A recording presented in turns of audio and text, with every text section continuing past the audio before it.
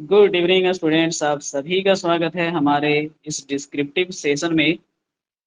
और उन सभी छात्रों का भी स्वागत है जो पहली बार इस चैनल पे आए हैं और खास करके सीएचएसएल परीक्षाओं के लिए और सीजीएल परीक्षाओं के लिए हमसे जुड़े रहते हैं। तो ये जो सेशन होता है स्टूडेंट, इसमें हम लोग एक ऐसे और एक आप लोगों को लेटर करवाते हैं। आज का टॉपिक हम लोगों ने रखा है आत्मनिर्भर भारत अभियान, जो कि काफी चर्चित है कोविड-19 के दौरान से ही।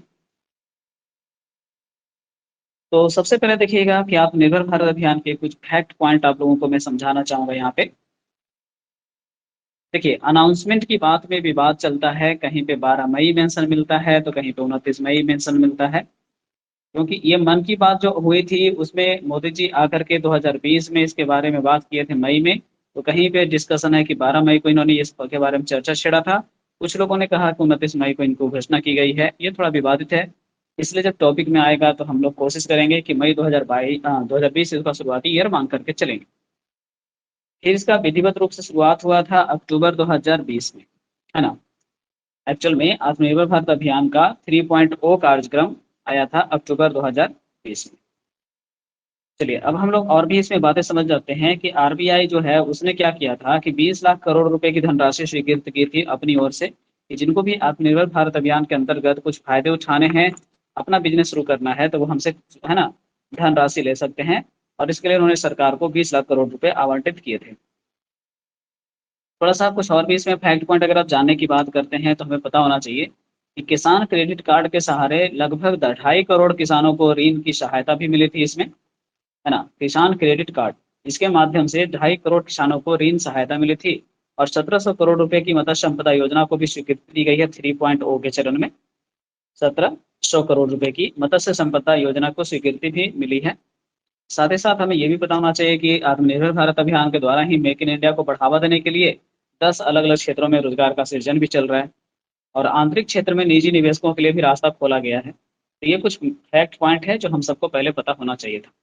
चलिए, एक बार फिर से हम लोग देख लेंगे कि मई 2020 में इसका है जो कि शुभारंभ, मतलब कि किया गया, घोषणा किया गया कि भाई आत्मनिर्भर भारत अभियान हमारा भारत अपनाएगा। फिर 10 अक्टूबर 2020 को आत्मनिर्भर भारत योजना 3.0 को शुरू किया गया। साथ ही साथ जब आत्मनिर्भर भारत अभियान का शुरुआत किया गया था तो आरबीआई ने 20 लाख करोड़ रुपए की धनराशि स्वीकृत की थी। और इसी में किसान क्रेडिट कार्ड के सहारे 2.5 करोड़ किसानों को ऋण की सहायता मिली है। और 1700 करोड़ रुपए की मत्स्य संपदा योजना को भी स्वीकृत किया दिया गया। साथ ही साथ हमें ये भी पता होना चाहिए कि मेक इन इंडिया के बढ़ावा देने के लिए 10 अलग अलग क्षेत्रों में भी रोजगार सृजन की बातें हो रही हैं। और यही बात अगर करिए कि प्राइवेट सेक्टर के जो आपके ओपन एरियाज थे उसमें आंतरिक क्षेत्रों में भी आपको निजी निवेशकों के लिए रास्ता खोला गया है। मतलब जो गवर्नमेंट और पब्लिक सेक्टर से संबंधित संस्थान हैं, अगर उनकी खरीद बिक्री होती है तो निजी निवेशक उन्हें खरीद बिक्री कर सकते हैं। ये सब है जो कि मेक इन इंडिया कार्यक्रम और आत्मनिर्भर भारत योजना से प्रभावित, मतलब बातें हैं। अब देखिए, करना क्या है कि जब हम किसी टॉपिक के बारे में लिखना शुरू करते हैं तो हमें कम से कम 4 से 5 क्वेश्चन फ्रेम करने चाहिए और वही 4 से 5 क्वेश्चन का आंसर सोच के हमें ऐसे पूरा करना चाहिए। तो मैंने कहा कि चलिए भाई, आत्मनिर्भर भारत अभियान के बारे में अगर आपको लिखना है तो सबसे पहला क्वेश्चन आपके ध्यान में आना चाहिए कि कम से कम एक स्लोगन लिख सकते हैं तो वो स्लोगन लिखिए, या फिर आत्मनिर्भरता क्या है ये बताइए। और आत्मनिर्भर भारत संबंधी एक स्लोगन लिख करके आप पैसेज को शुरू कर सकते हैं, आपकी मर्जी, है ना। मुझे मन कर रहा है कि हम स्लोगन को सबसे अंतिम पैराग्राफ में रखें, तो आप वैसे भी कर सकते हैं। तो चलिए, आत्मनिर्भरता को परिभाषित करने की बात करते हैं। थोड़ा सा एक बेस देकर के लिखिएगा तो ज़्यादा अच्छा लिखाएगा स्टूडेंट हमेशा। तो आप यहाँ से शुरू कर सकते हैं कि आज का जो दौर है प्रतिस्पर्धा का दौर है और अपनी सभी जरूरतों को पूर्ण करने के लिए आत्मनिर्भरता आवश्यक है। महामारी से बाधित विकास को पटरी पर लाने के लिए उद्देश्य से हमारे प्रधानमंत्री ने मई 2020 में आत्मनिर्भर भारत अभियान का शुभारंभ किया। ये भी सही बात है ना, कि कोविड-19 की महामारी से बाधित विकास को फिर से पटरी पर लाने के उद्देश्य से हमारे प्रधानमंत्री ने मई 2020 में आत्मनिर्भर भारत अभियान शुभारंभ किया। यह जो अभियान है उसके बारे में आगे लिख सकते हैं कि 20 लाख करोड़ रुपए की वित्तीय सहायता से शुरू होकर यह योजना आज 2.5 करोड़ किसानों और 61 लाख, है ना, उधारकर्ताओं के कल्याण में योगदान दे रहा है ना। तो ये सब चीज़ें आप यहाँ पे मेंशन कर सकते हैं जो मैंने वहाँ पे आपको कहा कि आप कोई भी टॉपिक के बारे में अपना भी कुछ और एक्स्ट्रा पॉइंट डाल सकते हैं अगर आपको पता है तो आपने कहा कि चलो भाई 20 लाख करोड़ रुपए की वित्तीय सहायता से शुरू होकर यह योजना आज 2.5 करोड़ किसान और 61 लाख उधारकर्ताओं के लिए कल्याण का काम कर रही है। चलिए अब हमें सोचना है कि दूसरा जो क्वेश्चन है वो क्या होगा। तो अब जैसे ही आत्मनिर्भर भारत अभियान बोलते हैं तो लगने लगता है कि कहीं इससे दूसरे कंट्री या फिर विदेशी सामानों का बहिष्कार तो हम नहीं कर देंगे। तो उसी से रिलेटेड आपको दूसरा क्वेश्चन सुनना या सोचना है। चलिए तो आपने यहाँ पे दूसरा क्वेश्चन सोच लिया है। क्या सोच लिया भाई कि क्या आत्मनिर्भर भारत अभियान में वैश्विक वस्तुओं का बहिष्कार कर दिया जाएगा? अगर नहीं तो फिर क्या किया जाएगा? तो आप जैसे ही दिमाग में सोचते हैं तो आपको स्टार्ट करना है सेकेंड पैराग्राफ कि देखा जाए तो आत्मनिर्भर भारत अभियान वैश्विक वस्तुओं का बहिष्कार नहीं करता, है ना, वैश्विक वस्तुओं का बहिष्कार नहीं करता। यह दुनिया के विकास में स्वदेशी वस्तुओं के निर्माण से मदद प्रदान करने का लक्ष्य है ना। कि भाई हम क्यों वैश्विक वस्तुओं का बहिष्कार करेंगे जी, अगर दुनिया के विकास में हमारा भी कुछ स्वदेशी वस्तुओं का हो सकता है योगदान, तो हम उसके योगदान की बात करेंगे जो होगा ना। अच्छा, तो ये यहाँ पे लिखा गया है कि यह दुनिया के विकास में स्वदेशी वस्तुओं के निर्माण से मदद प्रदान करने का एक लक्ष्य। आप सबको पता है कि साथ ही साथ कोविड-19 के कारण एक तरह से रोजगार गैप हो गया है, तो वही यहाँ पे आप लिख दिए हैं कि साथ ही कोविड-19 के कारण उत्पन्न रोजगार शून्यता को भरा जाना भी इसका लक्ष्य है या फिर उद्देश्य है। अब जैसे आप सोचते हैं कि चलो एक पैराग्राफ छोटा-सा मैंने लिख दिया कि आत्मनिर्भर भारत अभियान में वैश्विक वस्तुओं का बहिष्कार नहीं किया जाएगा, तो आप बताइए कि आत्मनिर्भर भारत अभियान में चीज़ें कैसे-कैसे किसी व्यक्ति को मिलेगी या इसका बेस क्या है? तो यहाँ पे मेंशन यही कर रहा है कि आत्मनिर्भर भारत अभियान के 5 स्तंभ हैं। सबसे पहले आपको आर्थिक रूप से मजबूत होना होगा। आपके पास इंफ्रास्ट्रक्चर डेवलपमेंट की क्षमता होनी चाहिए। आपके पास कुछ टेक्नोलॉजी होनी चाहिए। गतिशील जनसांख्यिकी यानी आप जो प्रोडक्ट बनाएँगे उसको खरीदने बिकने के लिए आपके पास पब्लिक होना चाहिए और साथ ही साथ मार्केट होना चाहिए आपके पास, यानी कि उस वस्तु का मार्केट में माँग होना चाहिए। कहना सीधे-सीधे ये चाह रहा हूँ कि आत्मनिर्भर भारत के स्तंभों की चर्चा हम लोग कर देंगे, तो हमारा सेकंड क्वेश्चन क्लियर हो जाएगा। तो हमने पहला पैराग्राफ में स्टार्ट किया आत्मनिर्भरता की परिभाषा दी। दूसरा पैराग्राफ में हम लोगों ने आत्मनिर्भर होने का ये मतलब नहीं है कि हम विदेशी वस्तुओं को तोड़-मड़ोड़ देंगे या बहिष्कार कर देंगे, ये समझाया। और तीसरा पैराग्राफ में हमने बताया कि आत्मनिर्भर भारत अभियान के 5 स्तंभ क्या-क्या। अब देखिए उसके बाद हमको क्वेश्चन ये सोचना पड़ेगा कि आपको इस दृष्टिकोण से देखा जाए तो आत्मनिर्भर भारत अभियान जो चालू होगा, उसमें कुछ मतलब कि और डिटेल देना चाहते हैं तो बताइए। जैसे आत्मनिर्भर भारत जो अभियान चलाया गया है, इसमें कुछ खास बातें हैं तो क्या है वो ज़रा एक्सप्लेन कीजिए। तो आपने यहाँ से एक्सप्लेन करना शुरू किया चौथा पैराग्राफ के लिए कि चलो ठीक है, इसके संरचना वगैरह तो मैंने बता दिया स्तंभ, अब थोड़ा डिटेल से बताते हैं कि ये काम कैसे करता है और इसके प्रमुख अच्छी बातें इसमें क्या है। तो पैराग्राफ फिर से चेंज करके हमने शुरू किया कि आत्मनिर्भर भारत का प्रमुख लक्ष्य स्थानीय विनिर्माण को और निर्यात को प्रोत्साहन देना। क्योंकि जब स्थानीय शब्द का एक भी बार चर्चा नहीं आएगा, इसका मतलब तो यही हुआ कि आप आत्मनिर्भर भारत अभियान लिख ही नहीं रहे हैं। तो वही मैंने यहाँ पर मेंशन किया कि आत्मनिर्भर भारत का प्रमुख लक्ष्य स्थानीय विनिर्माण और निर्यात को प्रोत्साहन देना है। साथ ही साथ कर्मचारियों की कुशलता एवं दक्षता में वृद्धि करने के लिए नए रोजगार का सृजन करने के लिए भी यह योजना एक वरदान है ना। आपने कहा कि स्थानीय विनिर्माण और निर्यात को प्रोत्साहन मिलेगा, साथ ही साथ कर्मचारियों की कुशलता और दक्षता में भी वृद्धि करने का लक्ष्य रखा गया है। फिर आपने कहा कि योजना के वर्तमान चरण में मेक इन इंडिया के द्वारा 10 अलग-अलग क्षेत्रों में रोजगार सृजन किया जा रहा है। ये भी अपने आप में है जो कि एक अच्छा सकारात्मक पहलू है।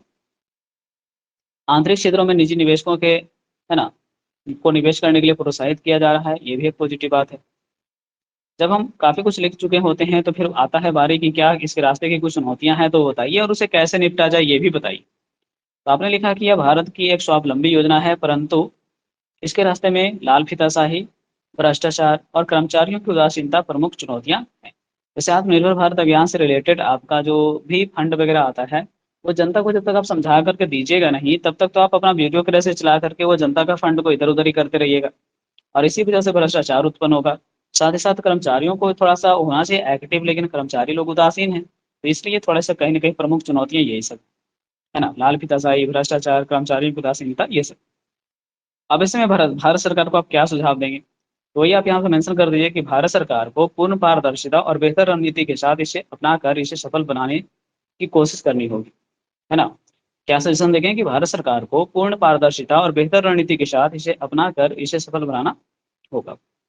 और जो स्लोगन आप लिखने की बात कर रहे थे ना, वो यहाँ पे लास्ट में भी लिख सकते हैं कि स्वदेशी अपनाना है, भारत को आत्मनिर्भर बनाना है। तो इस तरह से चीज़ों को अगर आप लिख देते हैं सेंटेंस बना करके बॉक्सेस में, तो बहुत ही अच्छा निबंध दिखाएगा और फिर राइटर जो भी एग्जामिनर आपके होंगे वो आपको नंबर भरपूर देगी। अब हम लोग आते हैं एक लेटर करते हैं, अब देखते हैं कि लेटर है क्या। ये लेटर आपको ड्रग्स नियंत्रण के लिए सामाजिक जागरूकता का मतलब जिक्र करते हुए लिखना है, संपादक हिंदुस्तान समाचार पत्र के हैं उनको। अब देखिए स्टूडेंट, आपका यहाँ पे एड्रेस है नहीं, तो आप भी एड्रेस लिखने के चक्कर में मत रहिए, बस ये चारों बॉक्स छोड़ दीजिए, ताकि आपको और चेक करने वाले दोनों को याद आए कि अच्छा लगता है कि आपका सेंडर एड्रेस दिया हुआ नहीं था, तो आपने ब्लैंक छोड़ दिया। उसके बाद दिनांक से स्टार्ट कीजिए, और दिनांक हमेशा इसी तरह से लिखिएगा। दिनांक के बाद देखो बिंदु थोड़ा दूर पर लिखना है, फिर आपका जो डेट रहेगा वो कॉमा के साथ इसमें लिखना है, महीना का नाम के साथ में, महीना का नाम हमेशा पूरा लिखिएगा। उसके बाद साल का नाम। उसके बाद हम आते हैं एक लाइन छोड़ करके संबोधन पे, और संबोधन हमेशा लिखना है तो संपादक है क्वेश्चन में, तो संपादक ही लिखिएगा। और उसके बाद हमको देना होता है रिसीवर एड्रेस के तौर पे, संपादक के बाद हिंदुस्तान समाचार, है ना। ये संबोधन नहीं कर सकते हैं, ये एड्रेस का पहला लाइन हो जाता है जो पद का नाम होता है, और दूसरा हो जाता है निकाय का नाम, और तीसरा में होता है एड्रेस। तो बस इतना ही है, तो इतना ही हम लोग देके चलते हैं, संपादक हिंदुस्तान समाचार।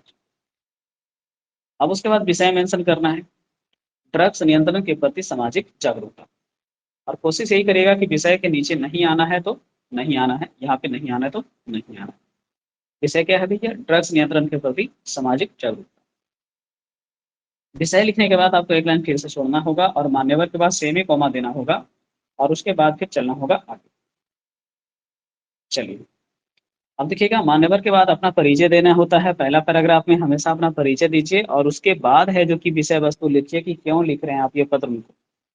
तो आपने कहा कि मैं आपके प्रतिष्ठित समाचार पत्र का नियमित पाठक हूँ, आपके द्वारा प्रकाशित संपादकीय ज्ञानवर्धक होते हैं। यह पत्र ड्रग्स नियंत्रण के प्रति सामाजिक जागरूकता के लिए संपादकीय प्रकाशन हेतु है। तो आप बहुत अच्छा यहाँ पे शुरुआत किए हैं कि मैं आपके प्रतिष्ठित समाचार पत्र का नियमित पाठक हूँ सर। आपके द्वारा प्रकाशित जितने भी संपादकीय होते हैं सर, काफी ज्ञानवर्धक होते हैं, और यह पत्र ड्रग्स नियंत्रण के प्रति संपादकीय प्रकाशन के लिए ही है। फिर आप पैराग्राफ चेंज कर सकते हैं और स्टार्ट कर सकते हैं कि देखा जाए तो मान्यवर, भारतीय युवाओं की बात करें तो लाखों युवा खतरनाक ड्रग्स के सेवन से अपना जीवन बेकार कर रहे हैं, है ना। अब सीधे समस्या को थोड़ा सा बढ़ा करके बताइए, यहाँ पर ज्यादा अच्छा रहेगा। वही आपने कहा कि मान्यवर, भारतीय युवाओं की बात करें तो लाखों युवा खतरनाक ड्रग्स के सेवन से अपना जीवन बेकार कर रहे हैं, इनके नियंत्रण, है ना। अब बताइए कि इसके नियंत्रण के लिए कोई उपाय उपाय है कि नहीं, आप क्यों इसका उपाय करना चाहते हैं। तो यही आपने लिखा कि इसके नियंत्रण के लिए कानूनी प्रक्रिया के साथ साथ सामाजिक पहल की आवश्यकता है ना।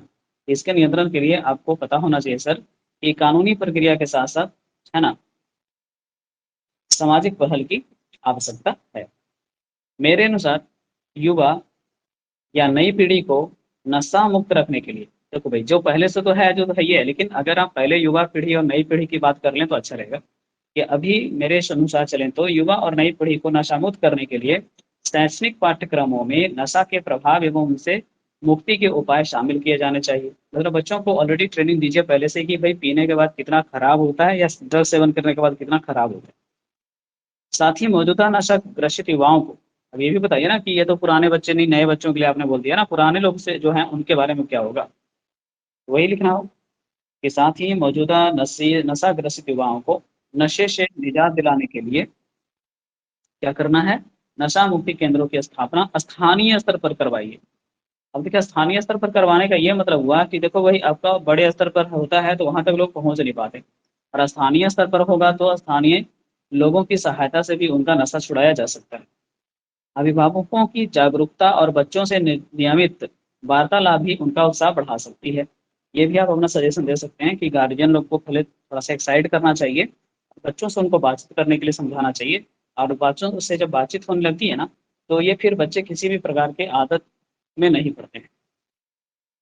फिर आपने कहा आपसे आग्रह है कि आप अपनी ओर से इस पर एक विस्तृत संपादकीय प्रकाशित कर, है ना, वही आप पता भी लिख सकते हैं चाहे तो, और नहीं भी लिखेगा तो आपको पता ही है कि आप उसको रिक्वेस्ट अगर अच्छा करना चाहते हैं तो आपसे ही लिखिए, पता का कोई ज़रूरत ही नहीं है। आपसे आग्रह है कि आप अपनी ओर से इस पर एक विस्तृत संपादकीय प्रकाशित कर युवाओं को देश विकास की ओर लाएं। मतलब कि समझ रहे हैं कि जो युवा जो भटक गए हैं ड्रग्स की वजह से, उनको फिर से वापस है जो कि देश विकास के पथ पर आप अपना नियमित संपादकीय प्रकाशन करके ला सकते हैं। चलिए, बाकी वही होगा हमेशा की तरह, एक लाइन छोड़ने के बाद आपको धन्यवाद शब्द का प्रयोग करना होता है और उसके बाद प्रेषक लिखना होता है। तो धन्यवाद के बाद एक लाइन छोड़ के प्रेषक, और प्रेषक के बाद नाम लिखना होता है। नाम नहीं दिया तो आप प्रेषक वर्ड को भी डिलीट कर सकते हैं। तो चलिए, मुझे कमेंट सेक्शन में आप लोग को कमेंट्स का इंतजार होता है। कृपया कर आप इस वीडियो सेशन को देखते हैं तो कृपया कमेंट कम से कम कर दिया करिए कि आपको ये सेशन कैसा लगता है। और अगर आप चाहते हैं कि किसी विषय वस्तु पर आपको कंटेंट दिया जाए, जो CHSL के बच्चे हैं खास करके, वो मुझे बता सकते हैं कि 2020-21 के दौरान आपकी कौन सी ऐसी घटना आपको लगती है कि प्रोबेबली आ सकती है एग्जाम में, है ना। बाकी हम उस पर भी अपना सेशन आप लोगों के बीच में लाएंगे।